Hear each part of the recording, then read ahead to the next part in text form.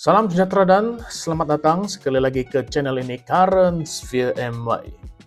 Jika retak kecil ini dibiarkan, ia boleh menggoncang kestabilan gabungan yang sedang memerintah. Ia menyentuh soal kuasa, menentukan hala tuju pilihan raya dan masa depan kerjasama politik.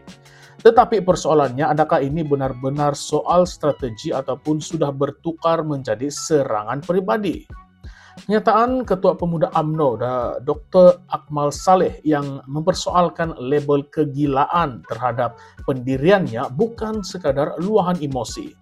Ia mencerminkan ketegangan yang semakin jelas antara komponen dalam kerajaan perpaduan. Apabila beliau menyuarakan cadangan supaya UMNO mempertimbangkan kerjasama dengan PAS di Melaka atas nama agenda perpaduan Melayu, respons yang diterima bukan hujah balas strategik, tetapi sebaliknya sindiran yang bersifat pribadi.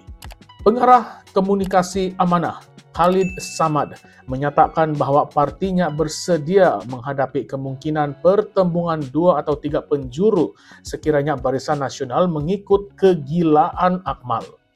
Beliau menegaskan itu sekadar kenyataan hakikat, bukan amaran.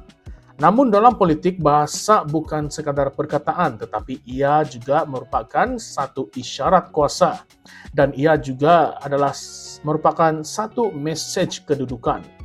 Isunya di sini bukan sama ada cadangan Akmal itu tepat atau tidak. Isunya ialah ruang wacana dalam gabungan yang sedang berkongsi kuasa. Apakah seorang pemimpin sayap parti tidak boleh menyuarakan pandangan dalaman tanpa dilabel dengan istilah yang merendahkan? Apakah perbezaan strategik ini dianggap ancaman kepada perpaduan? Realitinya, spekulasi hala 7 BN Barisan Nasional menjelang pilihan raya negeri di Johor dan Melaka memang wujud.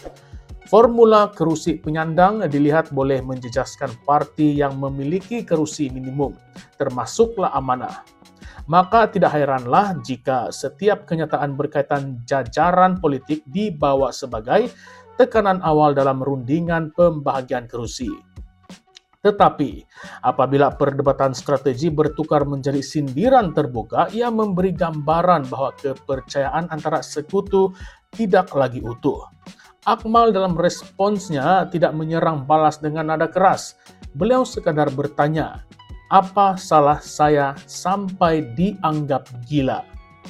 dan mendoakan kebaikan untuk Khalid. Itu satu pendekatan yang tenang. Namun persoalan yang dibangkitkannya memang wajar direnung. Dalam politik matang, perbezaan pandangan seharusnya diraikan sebagai dinamika, bukan ditenggelamkan dengan label. Tambahan pula, cadangan Akmal dibuat dalam konteks memperkukuhkan partinya sendiri tanpa menyerang parti lain secara langsung. Sama ada ide itu realistik atau tidak, ia tetap sebahagian daripada perbincangan strategi dalaman.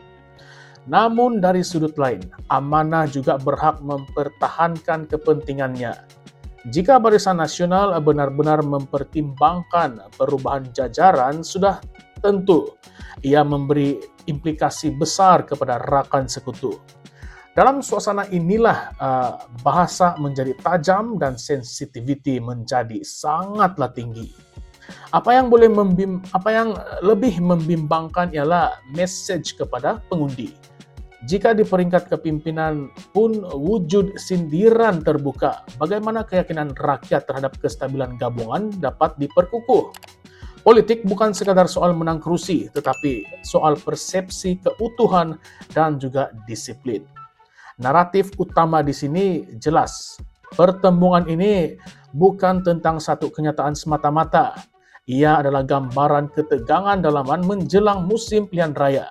Ia adalah tentang siapa yang menentukan arah, siapa yang berani mencabar arus, dan siapa yang berasa terancam. Persoalannya sekarang, adakah perbezaan pandangan dalam satu gabungan wajar dianggap kegilaan?